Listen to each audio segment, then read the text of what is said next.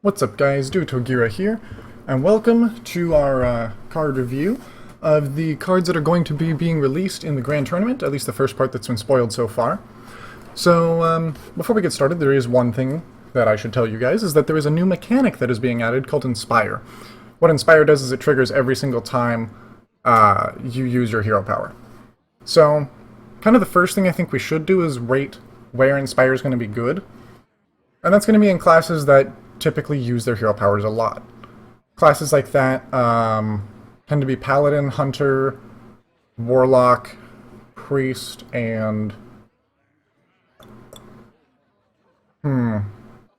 Actually, we have to think about late game. So late game would definitely be Priest, because your hero power is going to cost 2 mana. So if you're using your hero power early on, that means you're kind of assuming you're ahead, and Inspire has to get you further ahead. So we have to be careful about that.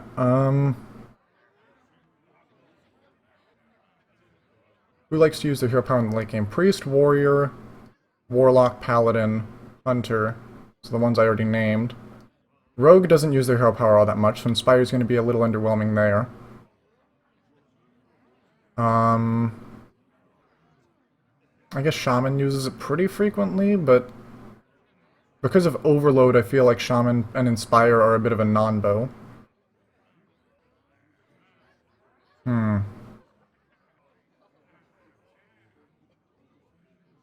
Druid?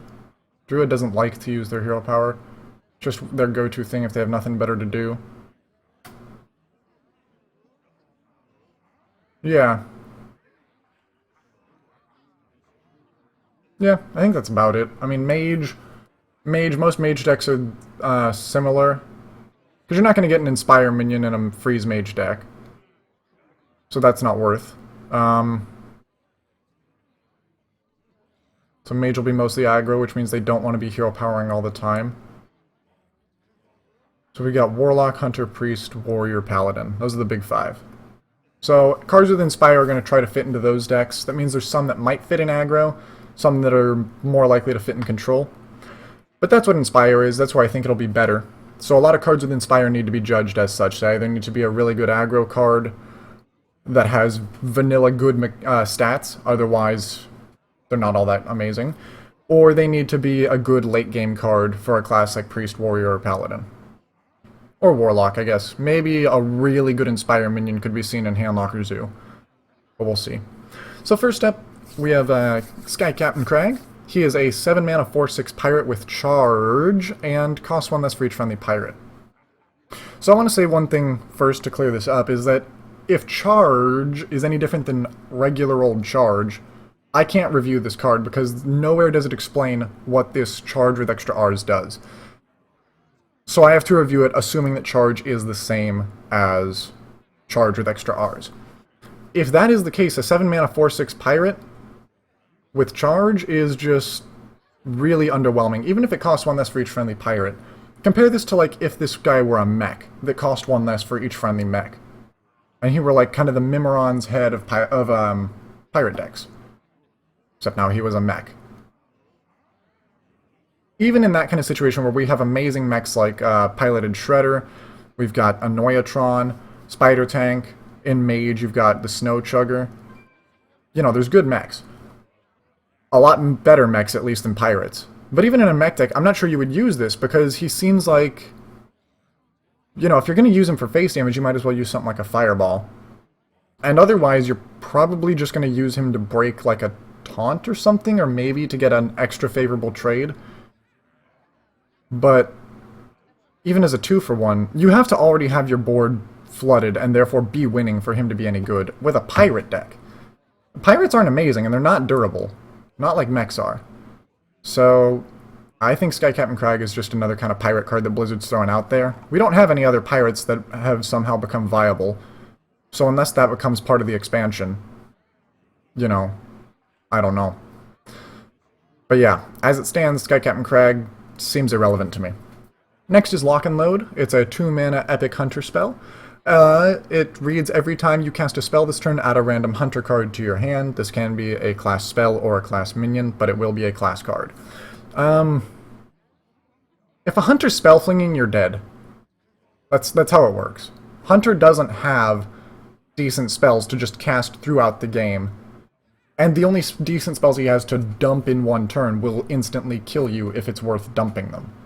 Otherwise, if he just, like, goes into kill command quick shot after a lock and load, and doesn't kill you, he's just used all of his burn unless he happens to get lucky enough to get replacement direct face damage cards. He's screwed. So I think this card's irrelevant. It's kind of cool, but I don't think it's relevant at all. Next up is Maiden of the Lake, a 4-mana 2/6 with text that reads, your hero power costs 1 mana. I feel like the stats on that are just too bad to make it worth running, because that doesn't handle a Shredder. Not even the first body. It won't handle a lot of the 2/4 3-drops. Not all that well, at least. And, I mean, unless you're playing Priest, your hero power costing 1 less isn't even going to do all that much for you. Maybe if you're playing Paladin. Maiden of the Lake would be a little bit better, but honestly, people already build their decks around their hero power costing 2. And if you start building your deck around your hero power costing 1, you have to draw Maiden of the Lake or you're screwed. So I mean, this is a cool mechanic, but I feel like the stats are just too weak for the effect, given that you can't build your deck around the idea that you will have a 1 mana cost hero power. Kind of unfortunate, but that's how it is. So I also do not think that this card is relevant. Next up we have Dutogiraikonoka, a mage class minion. That's an epic. It's a 6-mana 6/6 dragon. It's Satan, confirmed. The text reads, you can use your hero power any number of times. Okay, that's kind of fun. Especially with, like, Maiden of the Lake. But that's such a gimmicky combo. Like, turn 4 Maiden of the Lake, maybe you turn 5 coin Dutogiraikonoka. Then turn 6 you get 6 pings. Okay. That's so gimmicky, though. Like, I mean, it is a dragon, so maybe Dragon Mage starts making an appearance. The fact that you can use your hero power any number of times gives Mage a much stronger finisher than it would otherwise have. Because, I mean, even worst case scenario, if you play this late game when your opponent's not likely to have an answer and you're both in top deck mode, you play Dutogiraikonoka, and your next turn you can ping 5 times. That's really cool. Like, just 5 damage per turn. I'm not sure it's all that fun for the guy getting pinged 5 times. The fact that, you know, he plays maybe a top-decked Loatheb or Sludge Belcher or whatever in response and you just ping it down 5 times. But it seems kind of cool, especially for Mage, who has the most versatile hero power. So, I'm not going to call him irrelevant because 1, he has a dragon subtype, which is relevant. 2, he's in a class with a really strong hero power. In fact, arguably the strongest hero power, which is why Mage is so dominant in Arena. And on top of that, his stats are really not all that bad for his mana cost. Being a 6/6 is just 1 health shy of being, you know, the target vanilla stats for a 6-drop, which is Boulder Fist Ogre is a 6/7. And I think paying 1 health on a minion for the dragon subtype, which is relevant, and getting this really cool text is probably going to be worth it. So I don't know if this is constructed good, because, I mean, in Tempo Mage, you're already not playing that many big drops unless they instantly win you the game, and this guy doesn't do that. And in something like Freeze Mage, pinging for the win isn't what you do. But maybe an Emerging Dragon Grinder Mage that just uses this guy for hyper value. Like, this guy with, like, a Frost Nova would be pretty cool. But yeah. I think it's pretty cool, and I do want to see what this does to the meta, if it has any effect whatsoever. But a Mage class dragon that seems relevant and potentially powerful means we could see a Dragon Mage. I'd look forward to that, so it'd be something new to shake up the meta. I like that card a lot. Next up is Frost Giant, a 10-mana 8/8 with the text costs 1 less for each time you used your hero power this game. This could potentially do something for Handlock, but unless you tap every single turn until turn 5, no, turn 6. I guess if you tap like 4 times, yeah, tap 4 times from turns 1 to 6, which means you'd have to be coining a tap. This giant is not going to be coming out in the same fashion that Mountain Giant would, where it can come out potentially turn 3 or 4 as an 8/8, which is ridiculous. Nor Molten Giant, which can come out for 0 mana in the late game when you've taken damage. He just kind of costs less based on the number of times you hero powered. I guess... Okay. I should rephrase this slightly. If this text triggers only when he's in your hand, I think this is another garbage giant. Because the class that will tap the most is Handlock, just as a deck. This also is a giant, which makes it relevant for Handlock, potentially. But if that text does not trigger while the card is still in your deck, but only triggers while it's in your hand and counts the number of times you've used hero power while it's in hand, even Handlock can't use it, because if you draw it late, you're going to have to tap like 5 times before this becomes playable for a Handlock given its mana cost. That means you've drawn 10 cards. This card has to come in the top, like, half of your deck if the text only triggers while it's in your hand, or it's useless. So, let's see. Given that it's unplayable if the text does trigger only while in hand, what happens if the text triggers while it's not in hand? How many times does a Handlock tend to tap? Frost Giant would be kind of dead against aggro because you don't want to hurt yourself tapping down too much, and you need to play a lot of cards, so you can't tap a ton early. What card would it replace? Couldn't replace Twilight Drake. Can't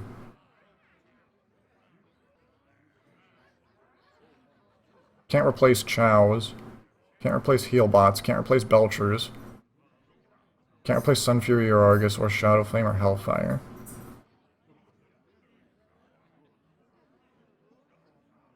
I guess it could replace something like Boom, and I can't replace Sylvanas. Boom and maybe Tharzan? In a Handlock deck that runs those, which is not all of them. Even then... I mean, I just don't see this guy being played at a reasonable price like the Mountain and Molten Giants can be. No matter how this works out, unless you draw him late game. In which case, you know, something like Light Bomb already clears a lot of this up. Maybe it could be decent late game, just because you could have tapped, you know, a good 10 times over the course of the game. And he's a free minion, but then he's coming in pretty late. I just don't think there's enough room in the Handlock deck for this guy to be played, and if he's not played in Handlock, he's not going to be played anywhere. So I don't think the Frost Giant is going to see constructed play. It's an interesting card, but I don't think it's going to see constructed play, even best case scenario. So next up is Lowly Squire. It's a 1-mana 1/2 with Inspire, gain +1 attack. What classes could this be relevant in? Mage, Paladin, Warrior, Mage, Paladin, and Warrior. Druid, no, because you want a Wild Growth turn 2. Warrior, in place of a War Axe, being able to clear... This can't replace War Axe, no. So no, that's not happening in Warrior, because that's the card that would be replaced. Either that or like... No. No, there's nothing that this could replace in Warrior, so it's not happening in Warrior. Priest won't have anything to heal, so it's not good in Priest. Paladin, maybe. Because this guy could sort of act like another mini-bot, where he clears away a lot of 1-drops of your opponents. If your opponent plays another dinky 1-drop like a Leper Gnome, or something like that, or an Abusive Sergeant in response, you can just clear him away, play a new minion in Paladin, like a shielded mini-bot. And if your opponent plays, you know, some sort of 3/2 or a 2/2, you can tap, hero power it up, and trade. That's pretty... Okay, Lowly Squire could have a place in Paladin, maybe, instead of, like, Zombie Chow. In those slow enough Paladin decks that run Chow. But, I don't think any other class consistently uses their hero power on turn 2 with enough value to warrant this guy other than Paladin. And late game, that's just not gonna happen. You can't, like, play this guy turn 3 with a hero power. That's just terrible. So maybe in Paladin, but no other class do I think can use this card. Not even Shaman. Which is the closest? Yeah, no. It's not happening. Alright. So maybe as a Paladin card to replace Chow, Lowly Spire could be played. Alright. I'm okay with that. Next up is Nexus Champion Sarad, a 5-mana 4/5 legendary. With Inspire, add a random spell to your hand. First up, note the stats. He's a 5-mana 4/5. This is Yeti stats, and the current target for 5 drops, 6 drops, etc. Well, really just 5 and 6 drops is 5 attack and 5 health. Even some 7 drops, like Ancient of Lore. So this guy's not clearing those. He's not clearing Sylvanas, he's not clearing Lotheb, not clearing Emperor Tharazon, not clearing Toshli in some priest decks. Can't punch through a Belcher. For stats, he's really underwhelming. This also is not... This is just a random spell across the game. Now that will mean it's a class spell, because the only spells are class spells. But I feel like given that his stats are so bad, you can't play him on turn 5, because he won't compare to other 5 drops. Therefore, you would play him on turn 7 with a hero power. No class has a strong enough hero power to warrant playing him turn 7. Where things like Boom will be played. That's just not going to happen either. So I don't think this guy's going to work. Like, if you can keep him alive, he could act like a Ysera for something like a Priest, and you keep trading favorably against aggro decks and healing him, and getting spells that help you trade more, if you're lucky. But first of all, you can whiff on the spell, and second of all, his stats are terrible for a 5-drop, so I don't think he's constructed playable quite. Which is a shame. Next up is Totem Golem, a 2-mana 3/4 Shaman minion with Overload 1. I think that's just great for Shaman. The thing is, last time when something like Fireguard Destroyer came out, I was raving about that too. I thought that was amazing that Shaman was getting a really good stat value minion. Because it's like, great, Shaman has a high stat minion, that means it can, you know, deal with Shredders even if you only get the +1 attack. It can deal with all those annoying 2/4s because the Fireguard Destroyer will at least be a 4/6 for 4. But it turns out Fireguard Destroyer wasn't enough to bring Shaman out of the pit of being the worst class in Hearthstone. Maybe Priest is worse. It's arguable. I would go to bat for Priest, but that's rather obvious. But I don't know. Is really a minion that just has strong vanilla stats and Overload 1 good enough? Because Fireguard Destroyer's stats, at the bare minimum, are decent for a 5-drop, being a 4-mana 5/6, or 4/6. Totem Golem, a 2-mana 3/4.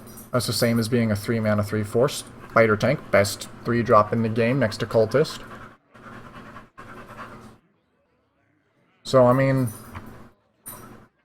I want to say this card could bring Shaman back. I want to so bad. But I don't know that it really can. Because, like, turn 3, you've got cards like Feral Spirit, you've got Lightning Storm, I suppose. I guess Shaman doesn't have an amazing turn 3, really. But 3-drops are powerful in the game. And while Shaman's getting a nice edge on with the Totem Golem, being a 2-mana 3/4, I think what Shaman really needs is a 3-drop. Because 3-drops are one of the 2 power slots in the game, combined with 4-drops. Actually, I guess it's 3, 4, and 5. 2-drops are kind of underwhelming, being mostly 3/2s. 3-drops are amazing at 3/4s and 2/4s. 4-drops, where you got Shredder right now, which is just universally played, and that's the only 4-drop that most classes need. So if Shaman gets a good 3-drop... Well, no, even if Shaman gets a good 3-drop, this guy's a non-bow with a good 3-drop. And he won't deal with the 2/4s, because he's 3 attack. That feels so bad. I want to like this guy so much. He survives War Axe, he survives Glaive Zuka, Eaglehorn Bow, Deadly Poison on a rogue hero power. But with the 3-drop power slot right now, and the fact that this guy will take your turn 3 away from you with his Overload, I don't know if he's actually good enough. I'm skeptical but hopeful about this card. But I'm not sure it's actually good enough to make Shaman constructed playable. We'll see, because we got a couple other Shaman cards to go through. Next up is Kodo Rider, 6 mana 3/5. At the Epic slot. It has the text Inspire, summon a 3/5 War Kodo. So in other words, turn 7, when someone wants to play a Boom, you're going to be playing a 5-drop in Hero Power. What deck could do that? I don't think Paladin likes that. Turn 6, Druid wouldn't... I mean... No, but turn 7, Druid wants to play Ancient Allure, so no, that's a non-bow. Mage? No, you want to play Boom. Priest? No. You'd rather play Boom or like Death in a 4-drop or something. And a 6 mana 3/5 again does not contend with the current power slots for 5 and 6 drops being 5/5s. Or in the case of Toshli, a 5/7. So Kodo Rider's I don't think he's good enough in any class.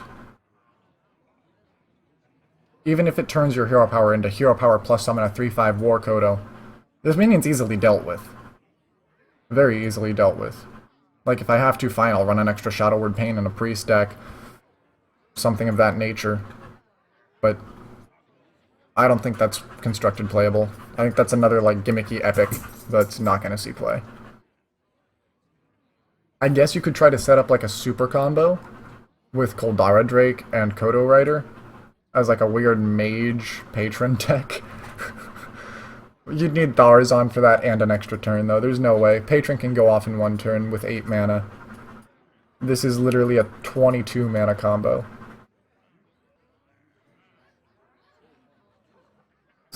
It's not happening.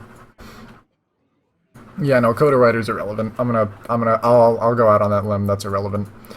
Alright, Effigy is next. We got a 3 mana Mage Secret. When a friendly minion dies, summon a random minion with the same cost. So in other words, now not only can Mad Scientist in an aggro deck pull a secret when it dies, but it can auto-replace itself with another 2-drop.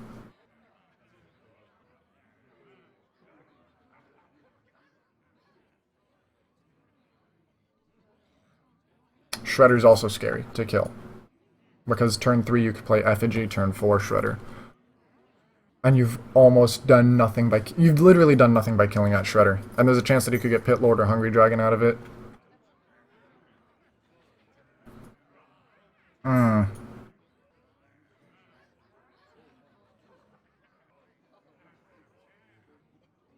Effigy's not as good as Mirror Entity, though, and you can't just overload a deck with secrets. Because Mirror Entity's guaranteed to hit a decent minion, like a constructed playable minion, or your opponent wouldn't be playing it. Effigy's not guaranteed to bring you back a constructed playable minion. So, maybe Effigy isn't actually good enough to play in constructed. It is an interesting card, though.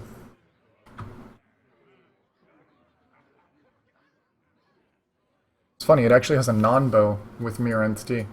Because if your opponent has like a 1-drop to trigger the Mirror Entity and then they kill your 1-drop, you just get destroyed. Yeah, I don't think that's playable. Sorry, Effigy.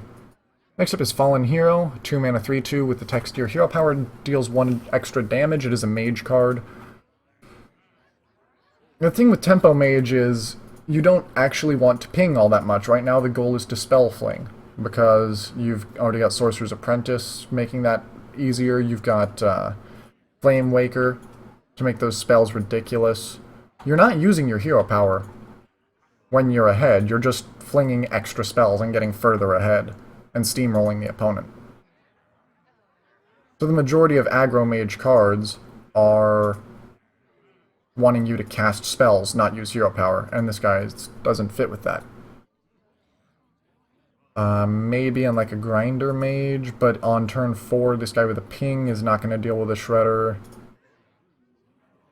I think it's like Maiden of the Lake. It's a nice attempt, but it's not good enough to play unconstructed. And I guess there's a Wombo with Koldara Drake. Turn it into 10 damage every turn from your hero power, but that's just... I'll light bomb that. I'll do something about that. There's no way I'm going to let that happen. I suppose that is a funny non-bow with Shredder.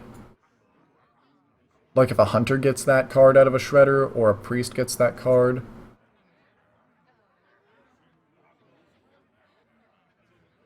That'd be interesting. But no, Fallen Hero is just going to be an interesting Shredder pull. I don't think he's actually constructed playable. Speaking of which, Totem Golem? Oh my goodness. That's going to be a ridiculous Shredder pull. Like, that's disgusting.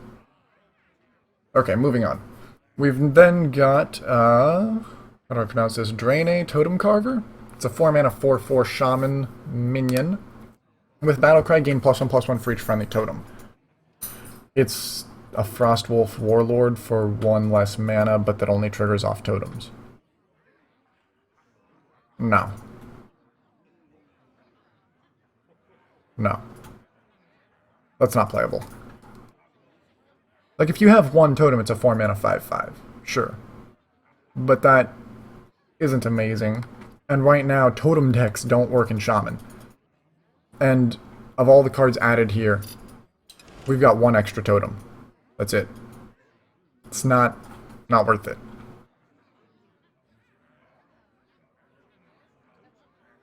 Yeah, I don't, unless Totem Shaman becomes a thing, I don't think this Draenei Totem Carver is actually worth playing. It's just a slightly cheaper, but also slightly harder to trigger Frostwolf Warlord.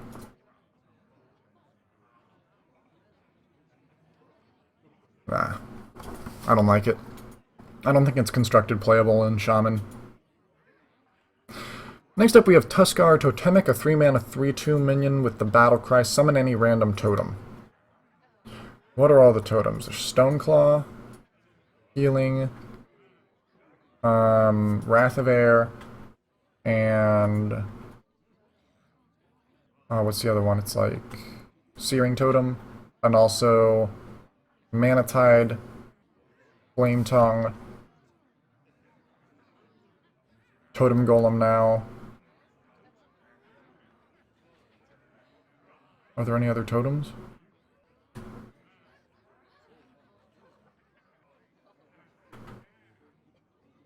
I think that's it. So we got 7 totems in the whole game.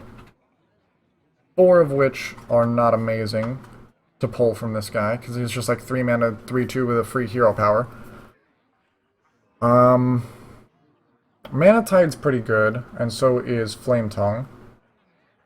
And Totem Golem's amazing. But Manatide's pretty easily dealt with by a 2-drop that your opponent might very likely have. So's, yeah, Flame Tongue and Manatide are pretty easily dealt with. Totem Golem would be amazing, but that's a 1 in 7. Not terrible odds, but not reliable.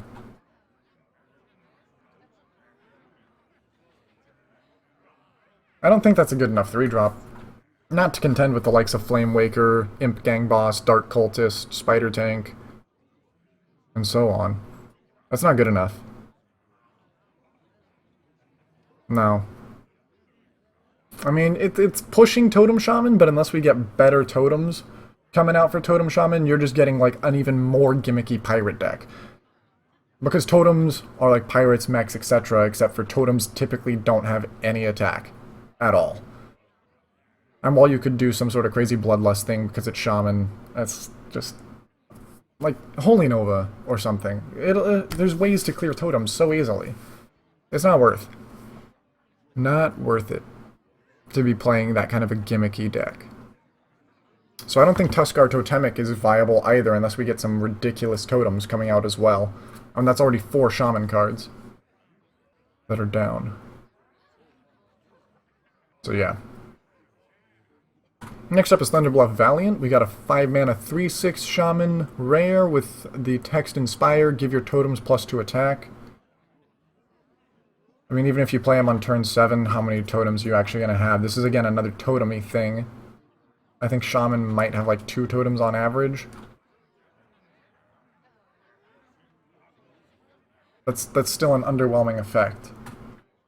You'd have to have a board flooded with totems.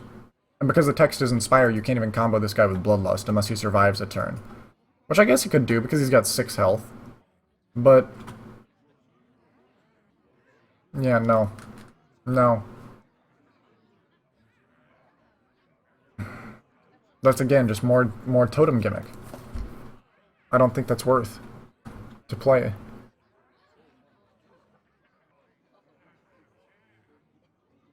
We just have to see better totems right now that can compete either stat-wise or text-wise with other powerhouse minions in the game, and none of the totems released so far can do that. Mostly because only one extra totem's been released. So, again, unless we get a ridiculous Totem Shaman deck, Thunderbluff Valiant's another gimmick miss card, and the only semi-constructed playable card that I've seen out of this for Shaman so far would be Totem Golem. And given that it has to compete with the 3-drops of the meta right now, I don't even think Totem Golem's good enough to bring Shaman back from being a, you know, subpar class. Oh well. Next up we got Ball of Spiders. It's a 6-mana Hunter spell with the text Summon 3 1/1 Web Spinners. Are you kidding? Like, that's a good joke, but that's not worth at all. Unleash the Hounds costs half as much, usually hits around as many minions. It'll summon 3 1/1 Hounds, and the Hounds have charge. The extra 3 mana is not worth it for a bunch of death rattles that are giving you a random beast and the loss of at least 3 damage. So Ball of Spiders is also unplayable, which is unfortunate. We also get a new card back and a new game board. Game board looks interesting. But, yeah. That's everything. And, unfortunately,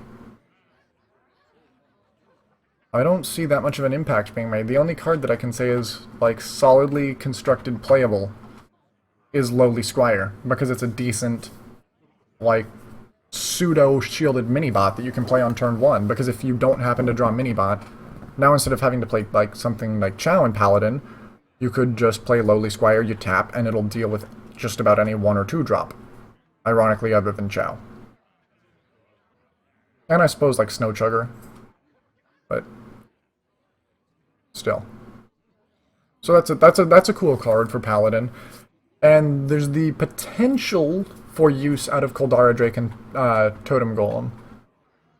But I feel like Koldara Drake, if anywhere, is going in a Dragon Grinder Mage, and I'm not sure that's amazing.